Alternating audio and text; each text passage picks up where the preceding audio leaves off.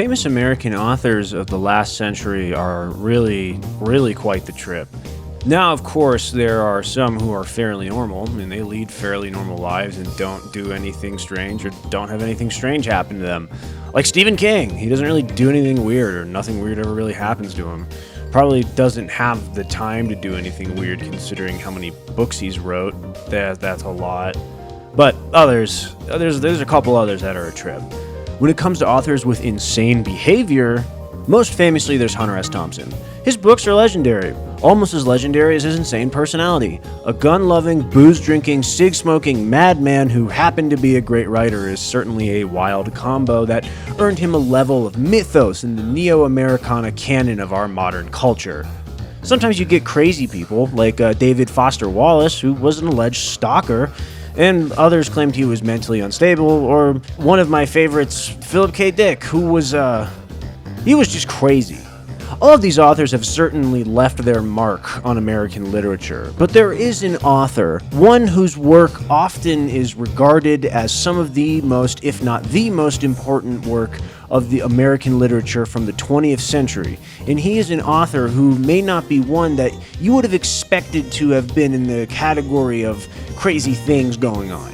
And you know, it wasn't his fault ultimately either, because despite his cultural importance, despite the service to the country he did, one of America's most famous authors was driven insane and gang-stalked by the FBI, and that man was Ernest Hemingway. Hemingway had quite the interesting life. He was born just outside of Chicago in the late 1890s. He had an adventuresome spirit and developed a passion for writing and journalism from a young age. He would attempt to enlist in World War I, but was rejected because he had poor eyesight. So he joined the war effort as a field medic with the Red Cross. After the war, he moved to Paris to continue his writing, and then he would move to Key West, Florida, and eventually would cover the Spanish Civil War that was occurring in the 1930s. Prior to the war, Hemingway was not a particularly political person by any means. He wasn't an advocate or a supporter of any major political causes, but this would change. While reporting on the conflict in the late 1930s, Hemingway became passionately devoted to the anti-fascist cause. He embedded himself with the Republican anti-Franco guerrilla fighters, and all of this resulted in Hemingway diving headfirst into the world of the revolutionary left. During the conflict, the Soviet Union was one of the only real major powers supporting the anti-Franco cause, and they would take notice of Hemingway's changing feelings of the political spectrum. Eventually, he would move to Cuba in the late 30s, where he would reside during the Second World War. While there, he and the current U.S. diplomat to Cuba would set up a civilian spy network called the Crook Factory, where they pretty much just used his residence to look for German U-boats in the Caribbean waters. They never found any. At the same time, just prior to the U.S. joining the war efforts, the Soviet KGB also made contact with him to be a spy. In 2009, a book written by a former KGB officer, Alexander Vasilyev, had verbatim excerpts from the Soviet file on Hemingway. It would be around 1940 that the Soviet agent would make contact with Hemingway, where he was successfully recruited to work for the KGB based off of ideological grounds. Though it was unclear what exactly they wanted with Hemingway, but his influence and ability to be a propagandist would have made him a valuable asset. He initially was recruited in New York, and it was confirmed that he met with Soviet agents both in Havana and in London, but ultimately he was a very ineffective spy. He provided very little, if any, sort of information to the Soviets, and never made any sort of pro-Soviet or pro-communist literature on their behalf either. To some who have studied this era of his life, it seems that he was more motivated by his opposition to fascism, and never really had any sort of allegiance to the Soviets or communists at any point. So just after a few short years, the Soviets no longer worked with Hemingway because he provided pretty much nothing. But unfortunately for Hemingway, this connection had not gone unnoticed. Though the Soviets and the Americans fought alongside each other during the Second World War, their alliance was only fueled by a mutual enemy, and with the Axis powers out of the picture, the once allied nations turned their sights to each other in their mutual hatred of the other's ideology. In the immediate following of World War II, and for decades prior, the US and Russia entered a Cold War. Tensions between the nations were consistently high, and anyone viewed as a Soviet sympathizer was publicly chastised, their reputation ruined, and sometimes they were even imprisoned. Particularly between the years 1947 and 1954, the US would enter what is now known as the Second Red Scare, a widespread wave of paranoia relating to different factors of the Soviet Union in the international rise of communism.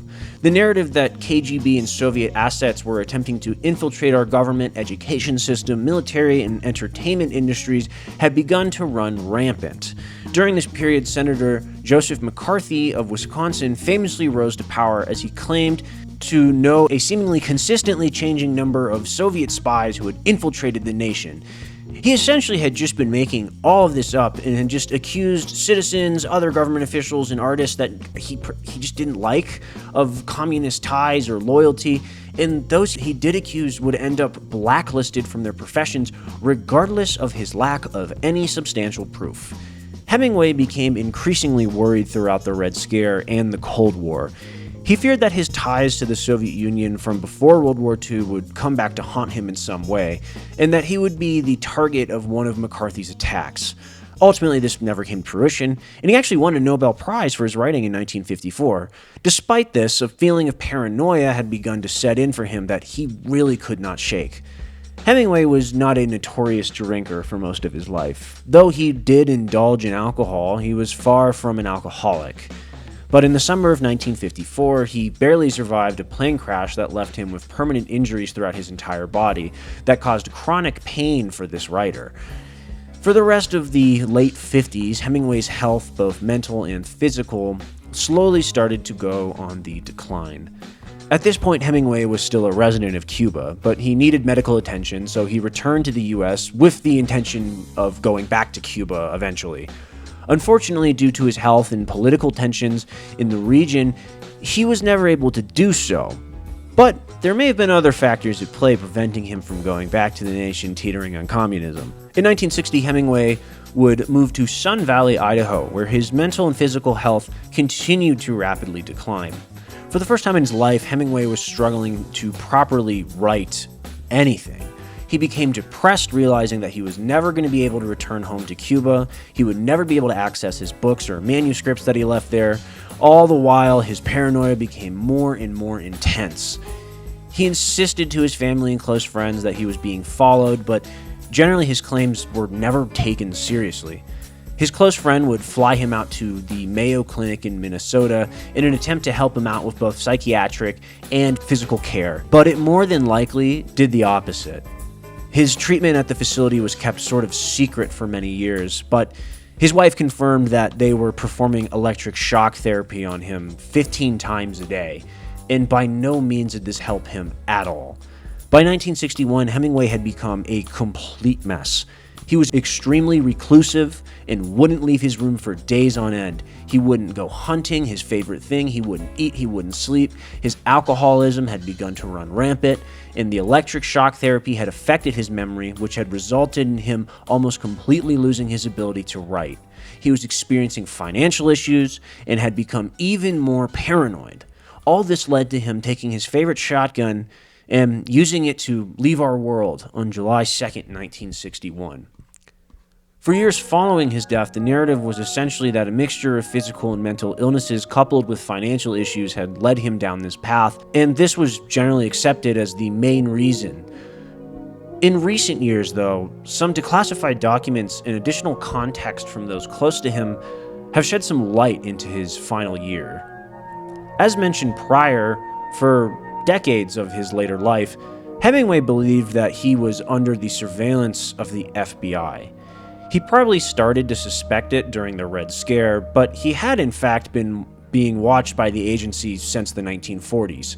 A Freedom of Information Act filed in the early 2010s revealed that J. Edgar Hoover, who was at the time head of the FBI, had ordered Hemingway to be observed due to his ties to the KGB pre-World War II, and because Hoover was suspicious of Hemingway's activities in Cuba. For nearly 20 years, Hemingway would be surveilled by the FBI relentlessly in a manner that would fit into the modern form of gang stalking. Now, gang stalking refers to a belief system in which an individual believes that they are the subject of extreme surveillance, coordinated psychological torment, and systematic harassment by a vast network of coordinated individuals, which often are emerging from secret societies or shady corporations, or in this case, by the government. Those who believe they are being gang-stalked generally refer to themselves as targeted individuals, and these targeted individuals often become extremely paranoid, leading to a rapid decline in mental health. In our modern world, you can find gang-stalking content where people are basically just self-documenting their rapid decline on the internet, and it looks like crazy people just kind of accusing other people in the street of being gang-stalkers. But, this phenomenon, it does occur in real life, and it was certainly occurring to Ernest Hemingway. It's unclear how long he was aware of the surveillance, but it can be assumed he became aware of it during the height of the Red Scare. His paranoia peaked around the 1960s, and at that point, Hemingway was rightfully fully convinced that he was being constantly followed by the FBI, that his phone was tapped, his car and home was bugged, and his mail was being opened. And he actively told those closest to him what was occurring, but every time he did, he was pretty much dismissed by them. Hemingway's close friend and biographer, A.E. Hotcher, recalled driving with Hemingway and their friend Duke to go hunting one morning.